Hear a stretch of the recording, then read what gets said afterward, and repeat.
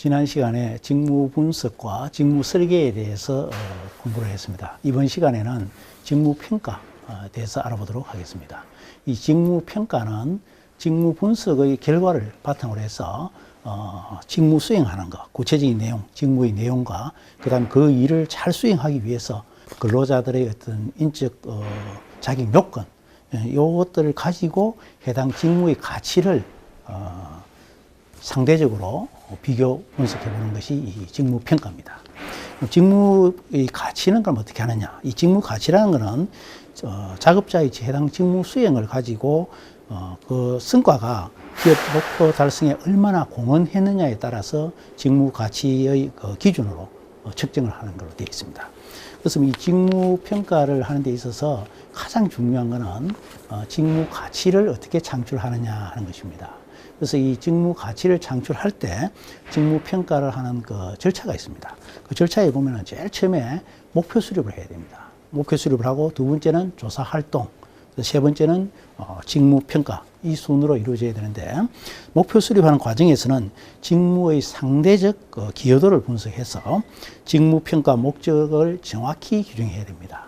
그럼 직무 평가 목표에 적합하면은 그다음에 기존 그 직무 기술서에 자료 분석이 된 작업 내용을 가지고 인터뷰나 설문지를 통해 가지고 직무 가치를 진단해야 됩니다. 그 진단을 하고 나면은 마지막으로 조사 결과를 가지고 직무 기술서를 작성된 걸 가지고 평가를 하면 됩니다. 그래서 그 직무 작성이 된 그 평가, 직무 가치에 따른 평가를 가지고 임금에 결부시켜서 특정 직무에 대한 임금 결정하는 자료로 쓰는 것이 이 평가 자료를 활용하는데 굉장히 중요하다고 생각합니다.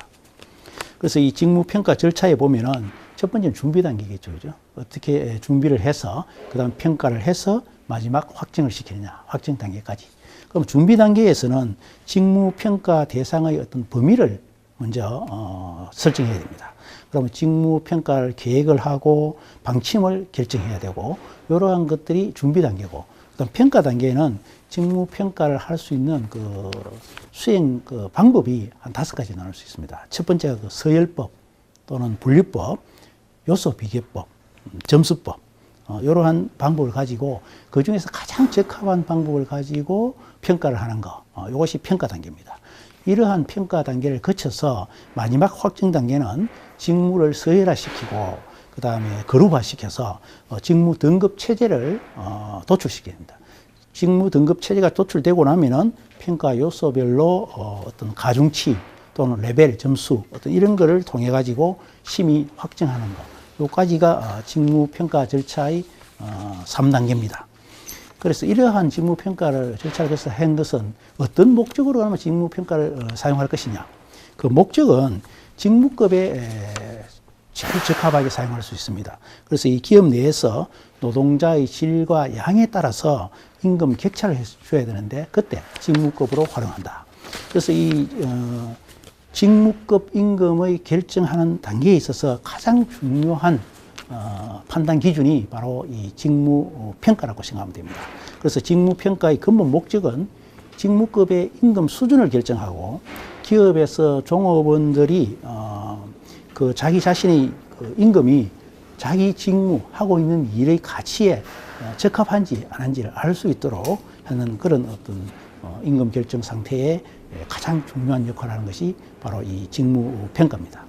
두 번째는 인력 배치 전환하는데 또는 인력을 확보하는데 이 직무 평가 자료가 적용됩니다. 왜냐하면은 직무와 사람과의 관계, 이렇게 그 직무를 이러이러한 직무를 어떤 사람이 해야 될 것인지 이렇게 가장 적합한 사람께 연결시켜야 되기 때문에 우리가 가장 합리성 있게 할 수 있는 부분이 이 바로 직무 분석을 통해서 직무 평가에 의해서 인력을 확보하고 배치하는 것이다. 이렇게 줍니다. 그래서 우리 직무 분석을 통해서 뭐 TO 산정이라든지 또 인원을 이렇게 충원한다든지 했지만은 그 충원했다고 해서 직무가 바로 어떤 분석이 안 돼 있으면은 직무 기술서와 직무 명시서가 명확하지 않으면은 그 사람을 어떻게 활용할지 그 활용 정도에 따라서 기업의 성과가 완전 달라집니다.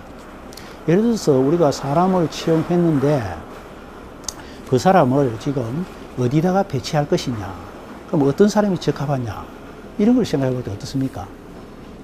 직무 분석이 제대로 안 돼 있으면 그 판단이 안 씁니다.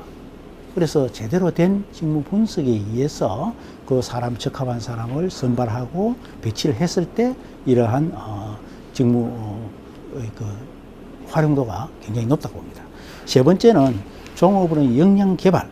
기업은 각 그 직무의 중요성 또는 난이도에 따라서 종업원의 역량 개발이 달라집니다. 이렇게 직무 분석을 했을 때 직무 기술서에 나온 내용들이 어떤 사람 정도의 수준이면은 그 직무를 잘 성과 있게 수행할 수 있는지를 봐야 됩니다. 그래서 직무의 양도 중요하고 그 직무의 난이도 얼마나 어려웠냐, 복잡하냐 이런 것들을 다 판단해서 직무 평가가 이루어지기 때문에 그 직무 평가 이루어진 데서 종업원들의 역량을 개발해 줄 수 있는 그런 계기가 된다고 봅니다.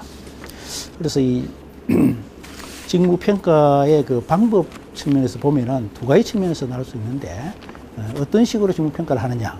종합적 평가 방법이 있습니다. 그 종합적 평가 방법에는 두 가지가 있는데 직무 수행의 어떤 중요도, 난이도에 따라서 서열법을 할 수도 있고 분류법도 할 수 있고, 이 서열법은 가장 쉽죠. 단순하고 우리가 어떤 그 개인의 직무 중요도나 난이도를 우선순위로 해서 서열화 시켜놓고 거기서 찾아서 그대로 하면 됩니다.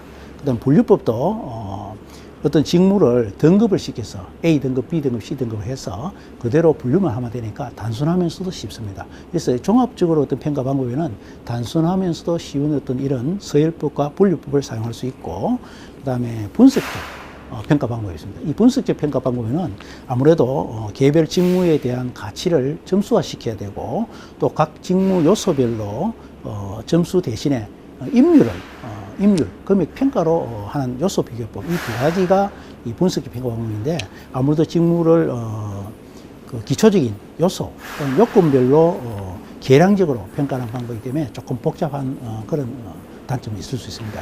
그래서 분석적 평가 방법에는 점수법과 요소 비교법, 이렇게 네 가지 평가 방법으로 직무를 평가할 수 있다고 생각합니다. 마지막으로 이 직무 평가의 성공적인 어떤 수행 요건을 하기 위해서는 어떻게 돼야 되느냐. 결국 직무 평가도 하나의 신뢰성이 있어야 된다, 그죠? 신뢰성이 없으면은 직무 평가를 아무리 하더라도 받아들일 사람 입장에서는 활용도의 가치가 낮아진다고 봅니다. 뭐 임금을 직무급에 의해서 직무 평가를 해서 직무 가치에 따라서 가장 적합하게 했다 하지만 그 신뢰성이 없으면은 우리 종업원들은 거기에 대한 불만을 도출시키니까 결국 신뢰성이 있어야 된다, 이게. 두 번째는 직무의 등급 수가 적당해야 됩니다. 직무 등급이 너무 많아도 직원들이 거기에 대한 가치를 인정을 못하니까 적당한 직무 등급수로 평가될 수 있도록 해야 되고, 그 다음에 평가 빈도도 경영 환경의 어떤 변화에 따라서 직무 성격에 따라서 바뀔 수가 있고, 또 새로운 직무가 발생했을 때는 그 새로운 직무에 따른 평가, 그런 척도에 따라서 달라질 수 있는 빈도 수도 바뀌어야 되죠, 그죠? 마지막 그 직무 평가 후의 조정은 결국은 노동 시장 원리에 의해서 수요 공급의 원칙에 의해서 이 직무 평가도 이루어진다고 봅니다. 그래서 시장에서 어떻게 수요 공급이 불균형을 일으키면 안 되고 불일치돼서는 곤란하다. 그래서 적절한 피드백이 필요하고 조직 구성원들이 이해를 할 수 있고 불만을 해소시킬 수 있도록 직무 평가가 이루어져야 된다고 봅니다. 그래서 이 직무 평가는 결국 직무 분석이 기초 기반이 되기 때문에 우리가 어떻게 직무 분석부터 잘 되어야만이 직무 평가의 올바른 그런 신뢰성을 구축할 수 있다고 봅니다. 그래서 직무 분석, 직무 설계, 직무 평가 이러한 부분들은 인적 자원 관리를 활용하는 데 있어서 기초적인 토대가 된다고 봅니다. 지금까지 직무 분석, 직무 설계, 직무 평가까지 직무에 대해서 공부를 하였습니다.